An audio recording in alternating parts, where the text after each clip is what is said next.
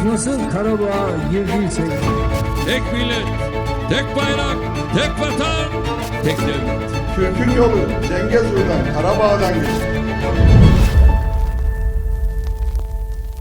Բարև ձեզ, եթերում իրական Թուրքիա նախագիծն է։ Թուրքիայի նախագահը նորից ճամպրուկն է հավաքում, որ մեկնի Արցախի հանրապետության օկուպացված տարածք։ Բաքվից որոշ քարոզչալիքներ հայտնում են, թե Էրդողանը Արցախում է լինելու սեպտեմբերի 4-ին, այն էլ մայրաքաղաք Ստեփանակերտում, որտեղ դեռ ոտք չէր դրել։ Սպասվում է, որ այցը կայանալու է հուլիսի 4-ին։ Էրդողանը Բերձոր Լաչինում էր ընդամենը 1 ամիս առաջ, մայիսի 28-ին, նաև այսպիսի ինտենսիվությունն ու թուրքական ներկայությունն է ցուցիչ Արցախի օկուպացիայի ռազմական օպերացիայի նշանակության, որ Արցախի տարածքը օկուպացվեց ոչ թե որովհետև Բաքվում այն հայրենիք են համարում, այլ որովհետև Արցախով եւ Սյունիքով Արցախ Հայաստանով է անցնում Էրդողանի երազանքի ճանապարհը, Թուրանի ճանապարհը։ Կարևոր չէ թե ինչ են հայտարարում պատմական ադրբեջանական հող լինելու մասին, դա քարոզչական ֆոնն է սովորական քաղաքացիների համար, եւ մենք ձախողվեցինք նաեւ որովհետև Արցախի, Սյունիքի, Հայաստանի տարածքի ոչ միայն հայրենիք լինելու, այլև իրական,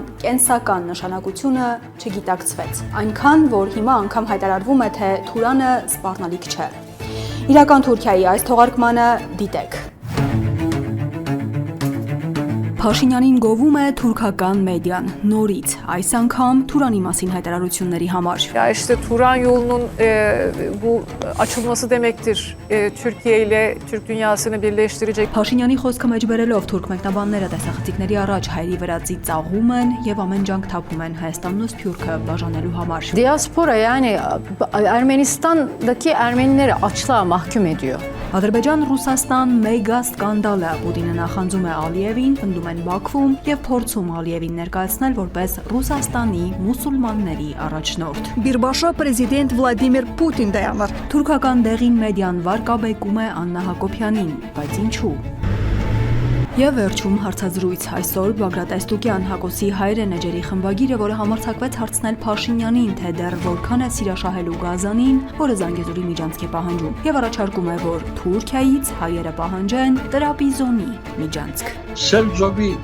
նավահանգիստեն մեզի ճանապարհը բացեք,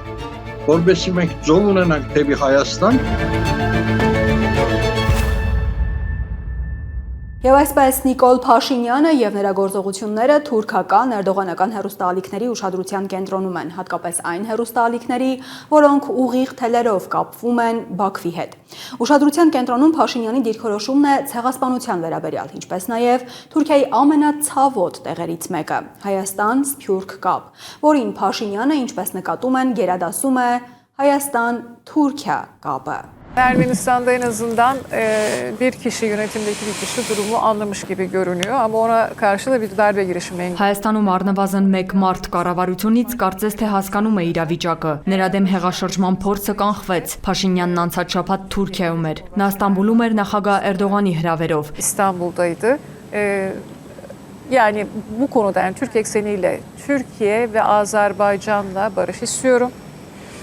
Bugüne kadar bize söylenen soykırım iddiası dahil her şeyi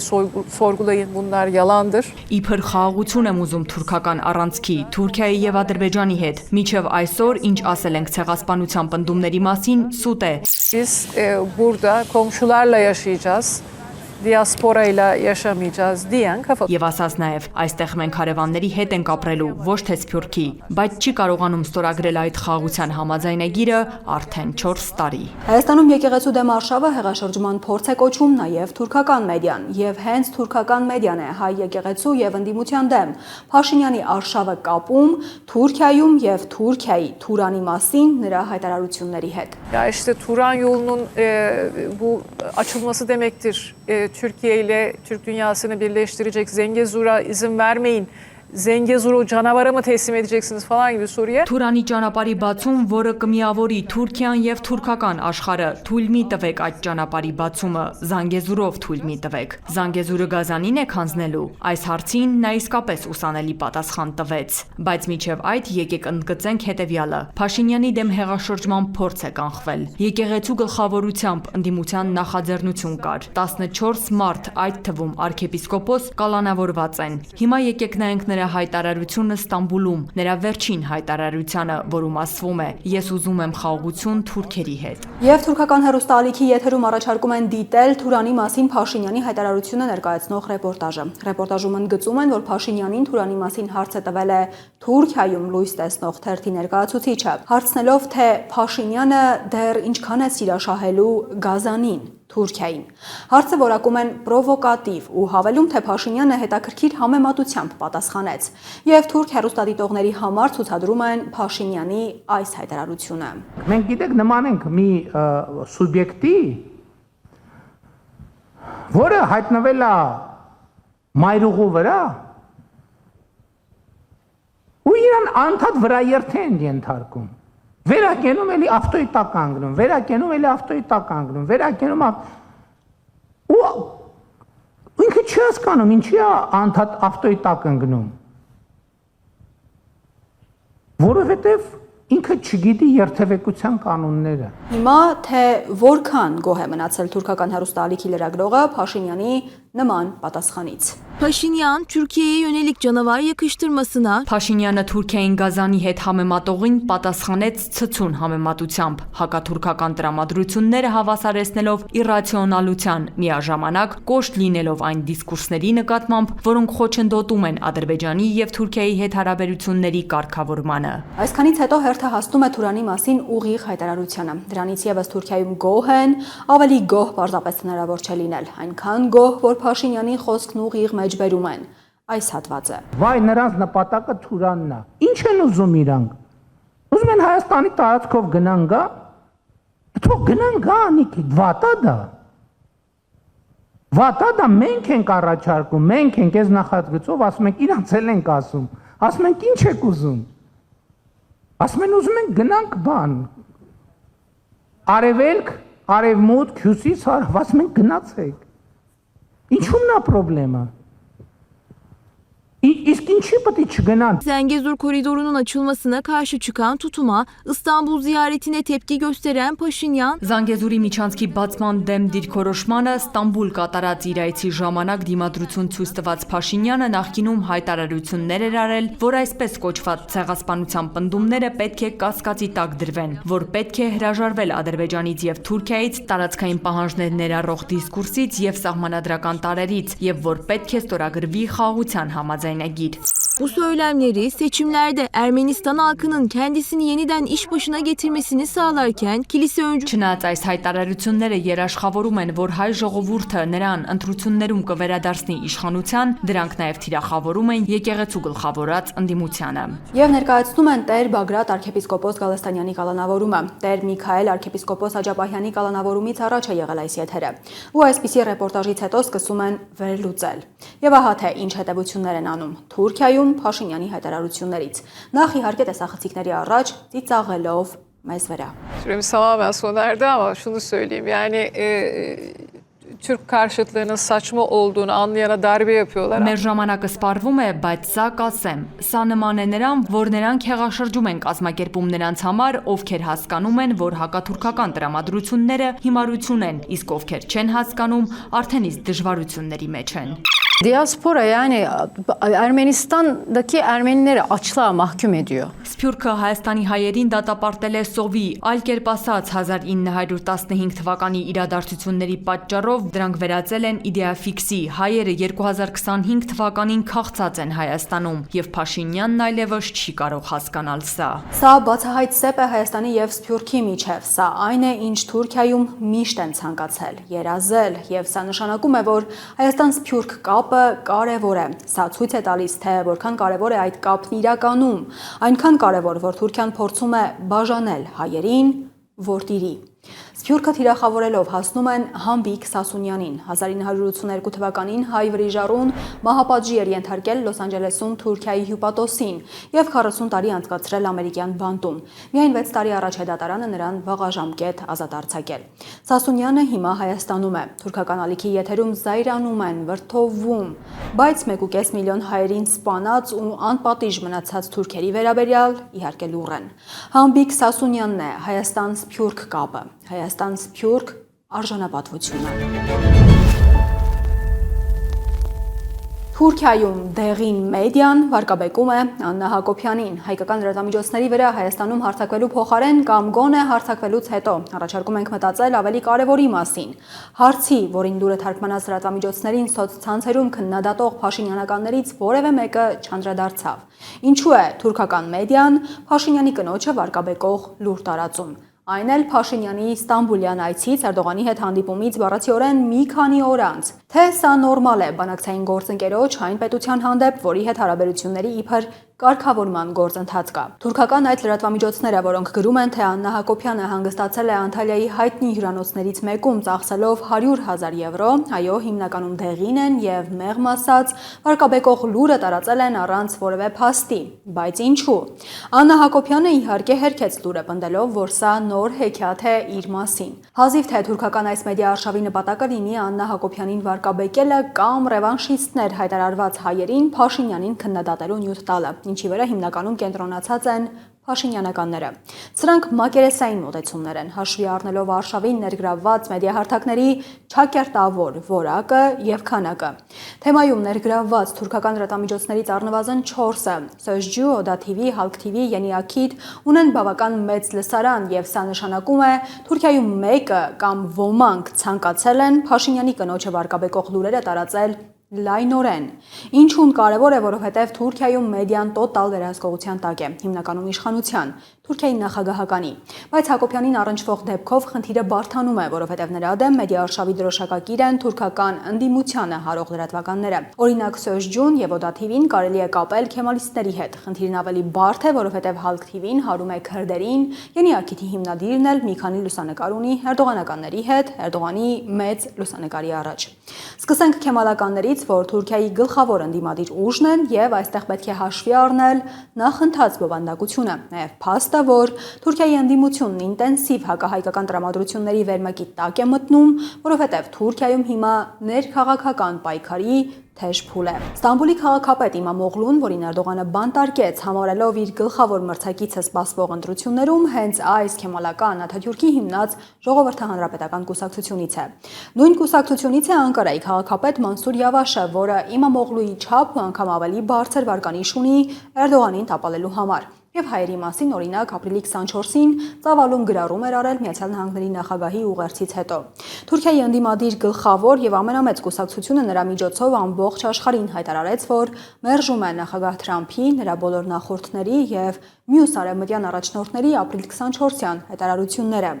Յավաշը հավելել էր, թե Թուրքիա-Հայաստան եւ դրան զուգահեռ Ադրբեջան-Հայաստան խնդիրները բարի դրացիության հիմքով ապագայակենտրոն ընկալմամբ հարատև հաղթահարումը դառնալու են տարածաշրջանի երկրների երկկողմ եւ տարածաշրջանային խաղաղության, բարօրության եւ անդորի համար արժեքավոր սկիզբ։ Ու եթե այս մասով Թուրքիայի ընդդիմությունը միացել է իշխանության խորամանկությանը, ապա հայոց ցեղասպանությունն ավելի համոզիչ շղթելու մասով քայլեր են պահանջում Էրդողանից, նրան մեղադրելով անգործության մեջ։ Մտահոգությամբ տեսնում ենք, որ մեր երկրի իշխանությունը, որ Միացյալ Նահանգների նախկին նախագահ Ջո Բայդենի գլխավորությամբ մյուսների 2021 թվականի ապրիլի 24-ին Թուրքիային ուղղված ցեղասպանության մեղադրանքներին ի պատասխան հայտարարում էր անհրաժեշտ քայլեր ձեռնարկելու մասին, այս հարցում արդյունավետ քաղաքականություն չի կարողանում վարել։ Ավելին, Բայդենի հայտարարությունից հետո Միացյալ Նահանգների տարբեր նահանգներում հայկական թեզերին աջակցող տարբեր կարգավորումներ են գնում։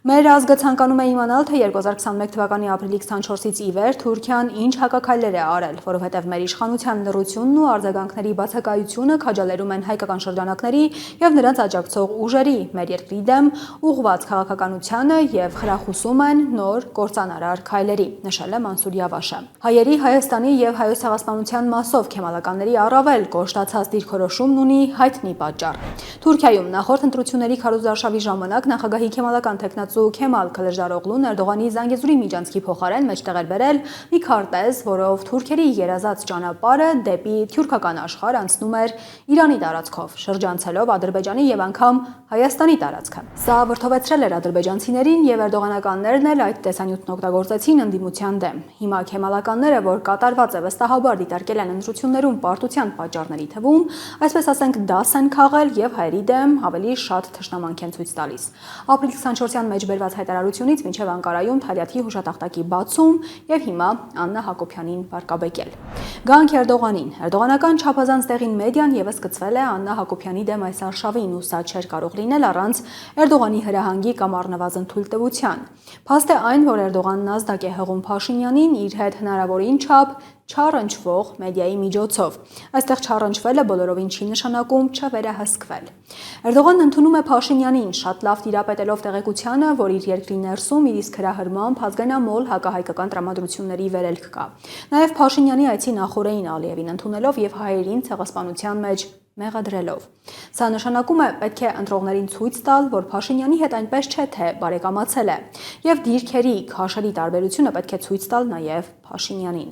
Մյուս կողմից Թուրքիայի իշխանությունները այս կերպ կարող են նաև փորձել ցույց տալ Փաշինյանին, թե Թուրքիայի ներսում կա դիմադրություն հայերի Հայաստանի հետ հարաբերությունների կարգավորմանը եւ այդ պատճառով է, որ Էրդողանը հիմա չի կարող օրինակ բացել սահմանը։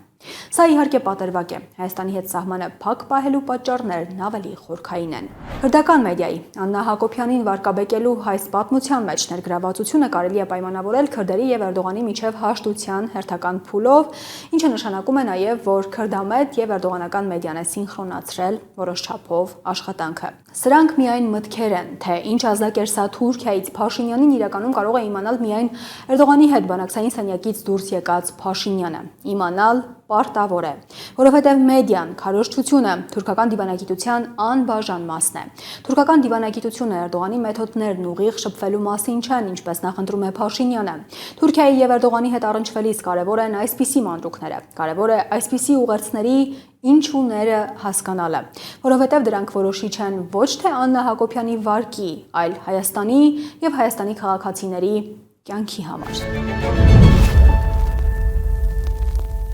Թուրքական նախագիծ Ադրբեջան։ Թուրքիայի եւ Բաքվի պետական հեռուստաալիքների եթերներում հակառուսական դեմարշ է, հերթականը, բայց աննախադեպ մասշտաբի։ Մասնագետների գնահատականով այս տավալի հակառուսականություն թուրք-ադրբեջանական կողմում չի եղել վերջին 20 տարում։ Պատրվակը Եկատերինբուրգում կատարվածն է։ Ռուսաստանի քաղաքացի ադրբեջանցիների բնակարաններում ռուս իրավապահների գործողությունները, որոնց ընթացքում ըստ ադրբեջանական կողմի սպանվել են 2 եղբայրներ, խոշտանգվել են հայ ադրբեջանցիներ։ Բողոքի նոտա Ադրբեջանի արտգործնախարարության հայտարարություն, որում խստորեն դատապարտել են ադրբեջանական սփյուռքի ներկայացուցիչների դեմ իրականացված գործողությունները, ապա պահանջել անհապաղ հետաքննել մահվան դեպքերն ու հնարավորին չափ արագ պատասխանատվության ենթարկել պատասխանատուներին։ Ըստ Բաքվի արտգործնախարարության ադրբեջանցիների նկատմամբ ազգային պատկանելիության հողի վրա արտադատական սպանություններ են իրականացվել եւ որ նման դեպքերը վերջերս համակարգային բնույթ են կրում Ռուսաստանում։ Ամեն ինչ անգամ հասել են նրան, որ Բաքվի պետական քարոզչալիքի եթերում հայտարարել են, թե Մոսկվայում մեկը նախանձում է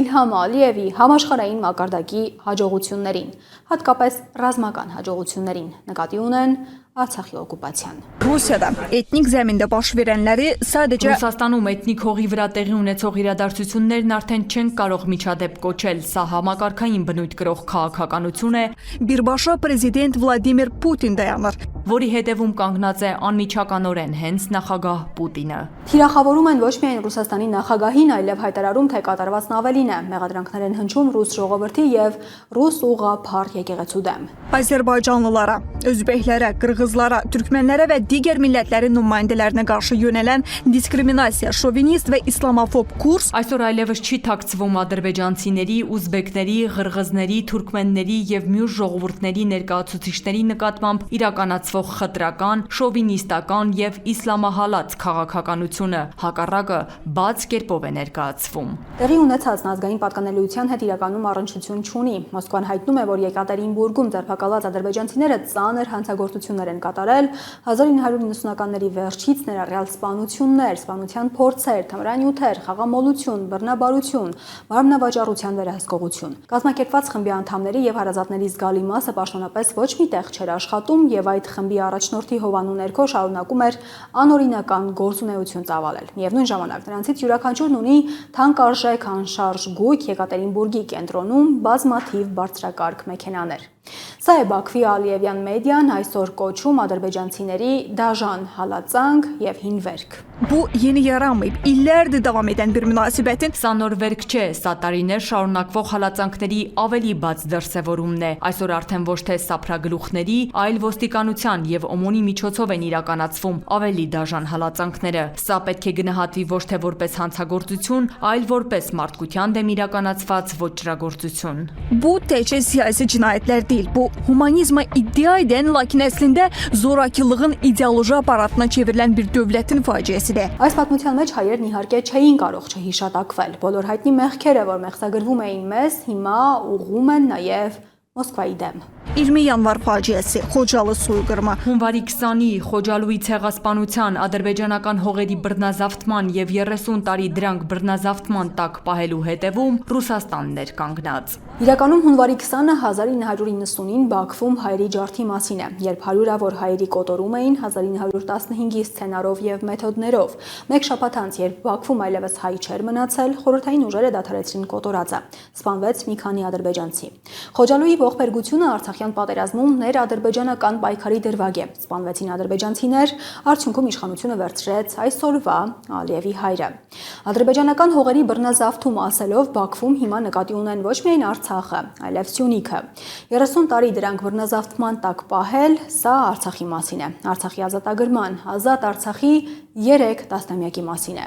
Բաքվում չեն բավարարվել միայն մեդիա ագրեսիայով։ Ադրբեջանի ուժայինները ներխուժել են Ռուսաստանյան պետական Սպուտնիկ Ադրբեջան լրատվական գործակալության Բաքվի գրասենյակ, որի անձնակազմի թիվն Ալիևի պահանջով նվազագույնի էր հասցվել ադրբեջանական օդանավի կործանմանը հաջորդած հիստերիայի ֆոնին։ Բաքվի լրատվամիջոցները հայտնում են, թե ռուսական լրատվամիջոցում խոզարկությունների ընթացքում ձերբակալվել է Ռուսաստանի անվտանգության դաշնային ծառայության 2 աշխատակից։ Մոսկվան պնդում է, որ Ալիևը ոչ թե ուժային կառույցի աշխատակիցների, այլ լրագրողների է ձերբակալել։ Ապօրինի եւ ոչ բարեկամական գործողությունների կապակցությամբ Բաքվի դեսպանը Ռուսաստանի արտգործնախարարություն է կանչվել։ Կրեմլը հայտարարել է, որ Բաքվի դեմ մարշը անընդունելի է։ Պեսկովը պնդել է, թե ռուս իրավապահների գործողությունները Ռուսաստանում չեն կարող լինել ռուս-ադրբեջանական դիվանագիտական լարվածության պատճառ։ Հավելել է, որ այս պահին Պուտին-Ալիև հեռախոսազրույց ռուսական կողմի օրակարգում չկա։ Բաքվի հակառուսական հիստերիայի գլխավոր հովանավորը իհարկե Թուրքիան է։ Սա ակնհայտ է դառնում թուրքական մեդիայի աղմուկից։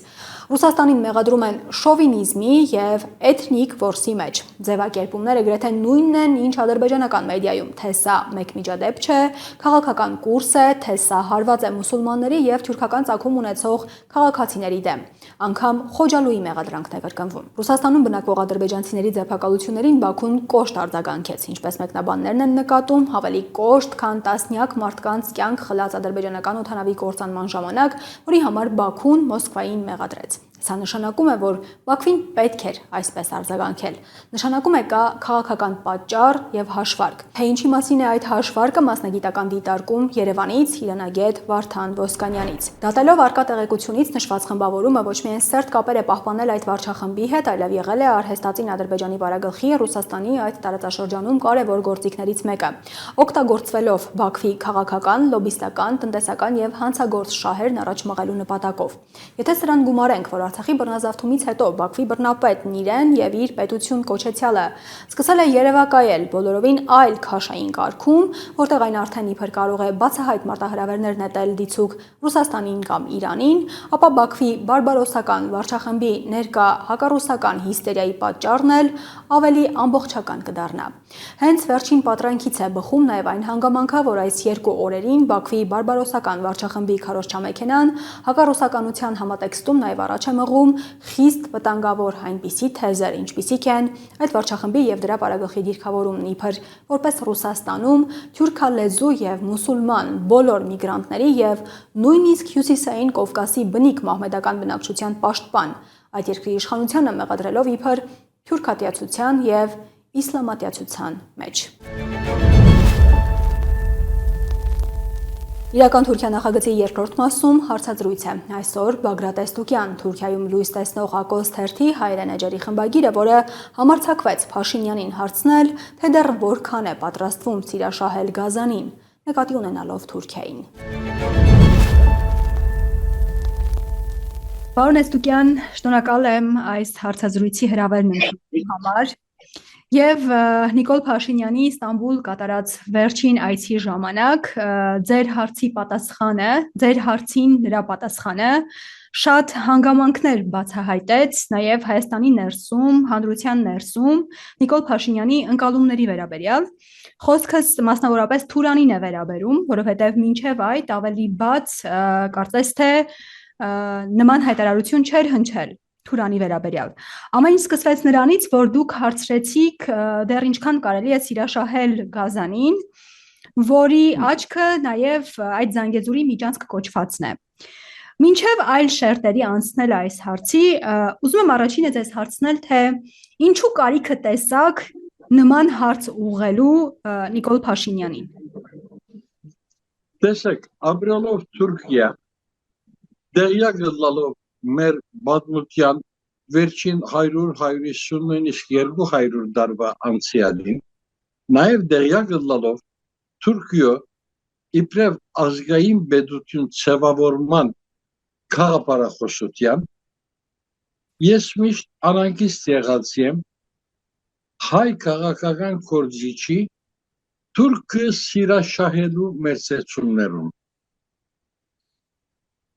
Նիկոլ Փաշինյան շատ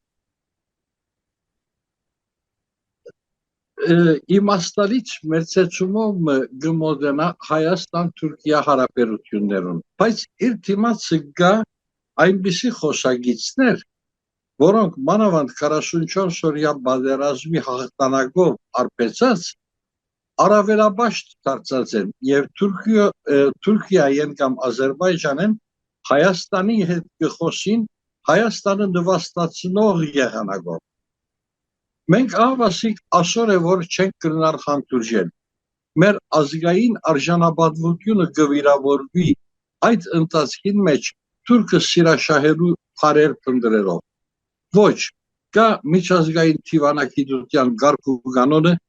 գա խոսքի պատշաճությունը, գա խոսքի ծանրությունը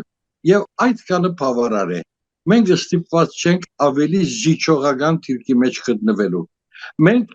Զանգեզուրի միջանցքը, որ հիմա հիշեցուցիք, ընդգծեցիք, պետք է այդ առումով շատ ավելի հստակ, շատ ավելի բարձրացայն, շատ ավելի համոզիչ կերպով խոսենք, որ սա Գարմիր քիծ է եւ կարելի չէ հադել։ Մենք չենք կնար հադել այդ Գարմիր քիծը, որովհետեւ հակառակորդի նպատակը մեր երկիրը շրջանցել է։ Արդեն 30 տարիներ անոնք բազում ծրագիրներով, երկաթգիծի ծրագիրներով, քնածքներու ճանապարհներով, գազամուղերով, նավթամուղերով մեր երկիրը շրջանցեցին։ Նախընտրեցին խողովակաշարը Կովկասյան լեռներեն փոխադրել, փոխանակ Հայաստանի ուղիղ թաշտային տարածքի շահագործելու։ Այս ինչի համար ըրին այսօր այդ նույն նպատակին շարունակությունն է Զանգեզուրի միջանցք պահանջելը։ Հայաստանի Հանրապետությունը ահավասիկ ներկայացուց խաղաղության խաչմերուկ։ Այսինքն ըսավոր մենք արգելքույց չենք միջազգային արևդուրի փոխադրության, մարդկանց ճանապարհորդության ապրանքներու փոխադրման արգելքույց չենք։ Մեր երկիրը ազատ տարածք է, եկեք անցեք։ Ես միշտ կուտամ այն օրինակը, ինչ որ Թուրքիայում վերցված Ֆերնադար մեքենամը, եթե Գերմանիա վիդերտա, ստիպված է Բուլղարիայեն անցնի։ Բուլղարիայեն որ գարկ ու կանոնով գանցնի, այդ նույն գարկ ու կանոնով թող անցնի նաև Հայաստանին։ Թուրքիան կհամաձայնի այդ նույն կարգ ու կանոնով անցնել Հայաստանի տարածքով։ Եթե չհամաձայնի, ուրեմն թող չերտա։ Այո։ Եթե երթալ գուզե, ճանապարհը այդ է։ Դուք ինչ եք տեսնում այդտեղ ապրելով, ներսից իմանալով եւ ճանաչելով այդ երկիրը։ Ինչ է իրենց ուզածը իրականում։ Եթե անոնք կհամարին Զանգեզուրի միջանցքի վրա, կուզեմ որ ունենան առանց սահմանակնության անցնելիք ազատ ճանապարհ։ Այդ մեկը մեզ համար ընդունելի չէ։ Մենք մեր հողերեն այդպես ճանապարհ չենք կրնար դրամատրել, որովհետև այդպես ճանապարհը դրամատրելու ստիպված չենք։ Ես տարիներ առաջ այդ ճանապարհը ընդհանրակը Թուրքիայեն պահանջեցի։ Իմ հոդվածներեն մեկուն թեման այդ էր, ըսի որ որպես ցեղասպանության, որպես հայրենի երկրի խողային հատուցում, Սևձովի նավահանգիստեն մեզի ճանապարհը բացեք, որպեսզի մենք ծով ունենանք դեպի Հայաստան, եւ այդ ճանապարհը անցերն մխերի թողնա։ Ինչպիսին Այդ մեկը ես պահանջեցի իբրև ցեղասպանության հատուցում, որովհետև մեզ համար Արևմտյան Հայաստանի փոխանցումը նշանակություն չունի։ Մենք այդտեղ չենք գնալ իշխանություն բահել, որովհետև բնակչություն չունենք, ժողովուրդ չունենք։ Այսօր նույնիսկ ենթադրենք, որ Թուրքիա Հանրապետությունը ոսկիա ափսեի մեջ դրած Արևմտյան Հայաստանը մատուցեբես, ըսի ես հրաժարեցա արեք ծեր տարածքներ։ Ինչ պինենք մենք այդ տարածքը։ Ապա այդ տարածքի վրա բնակող ժողովուրդը ինչ պինենք։ Ինչ պիտի ասենք, նախկին Ալաշկերտցիներ, հիմա վերադարձեք Հայաստան են, Ամերիկա են, Բոստոն են, Մարսեյլ են, եկեք խոս բնակեցեք պիտի ասենք, անոնքալ պիտի կան, սա իրավացի չէ։ Հետևաբար եկեք խոսենք իրավացի բաներու մասին, այո մենք ունենք հողային պահանջ, այդ հողային պահանջը կոյացնել այսօր շատ հեշտ է Թուրքիա համար ալ։ Ազատ տարածք կդրամատրեն մեզի ծովափին, այդ տարածքերը ցամաքային ճանապարհը մինչև Հայաստան եւ մենք հատուցումը ստացած կլանք, այդ մեզի կբավարար է։ Բայց այսօր Հայաստանը հատուցում տալու պատճառը չունի։ Կարծում եք գոնե այդ պահանջին Թուրքիան կհամաձայնի, Թուրքիան կհամաձայնի ինչ որ բան տալ Հայաստանին։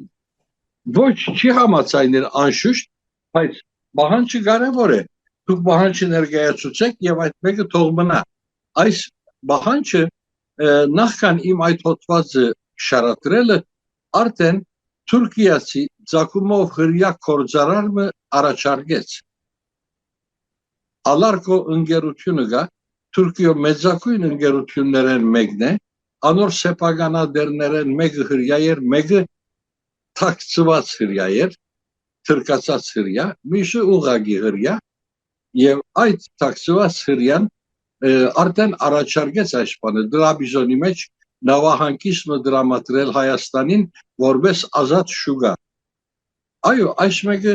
դրամապանական լուծում մներ, բայց Թուրքիան մերժեց այդ լուծումը այդ ժամանակ։ Պարոն Էստուկյան, ես ձեզ նաև հետևյալն եմ խնդրելու, որ դուք բացատրեք, թե ինչ է Թուրանը հայաստանցի մեկին, ձեզ դիտող հայաստանցիին, երիտասարդին, ուսանողին, սովորական մարդուն, սովորական մեկին, ամենապարզ ձևակերպումներով, թե ինչ է Թուրանը, ինչու է վտանգավոր այս Թուրանը, ինչու պետք չէ դառնալ Թուրանի ճանապարհ, ինչու պետք չէ բաց լինել Թուրանի առաջ։ Թուրանը հար եւ նման է հայոց շատ երանությամբ հիշած ծովից ծով Հայաստանի երազանքին։ Նմանապես հույն ժողովուրդը ունի երազանքը, որուն անվանած են մեգալո իդեա, այսինքն մեծ երազանք, մեծ գաղափար։ Հետևյալն է, Կոստանդնուպոլիսը դարձյալ Հունաստանի գետրոն բիդելա։ Իրենք քանի որ Բյուզանդիոնի շարավիղներ են, Կոստանդնուպոլիսը պիտի նվաճեն եւ այս բոլորը երազանքներ են եւ ժողովուրդները այս տեսակի երազանքներ գրնան ունենալ։ Սա ասոր մեջ վտանգ չկա։ Վտանգը գոյանա այն բահուն, երբ որ Հունաստանի վարչապետը կխոսի Կոստանդնուպոլիսը նվաճելու մասին։ Երբ որ Հայաստանի վարչապետը կամ նախագահը կխոսի ծովից ծով Հայաստանի մասին։ Ավասիկ Թուրանը այդ առումով վտանգավոր է։ Միամիտ ազգայնամոլ քիչ մնա խելքը մոլորած մարդու համար ծովից ծով Հայաստան երազելու մեջ անբادرություն չկա։ Բայց երբ որ իշխանավոր մի երազը վտանգավոր է։ Այս բանը մեջ Թուրանը իշխանավորներն է որ սկսած են երազել, ինչ որ վտանգ է, ինչ որ սպառնալիք է համաշխարհային մարդկության համար։ Թուրանի գաղափարը այն է, որ այս նախատեսությունները կպատկանին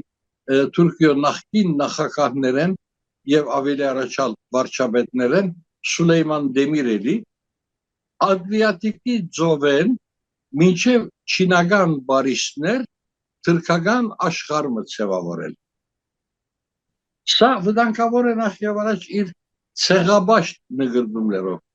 ցեղաբաշտ միտքով, որովհետեւ գիտենք, որ այդքան դարածքի մեջ մեկ ազգ, մեկ մշակույթ գոյություն չունի։ Միգուցե ցեղային առումով բոլորն ալ թուրքեր ըլլան իսկ այդտեղ թերևս 100 տարբեր մշակույթներու մասին կարելի է խոսել։ Հետևաբար ուտոպիա մնա այս մեկը եւ ինչպես որ Հիտլեր ուզեց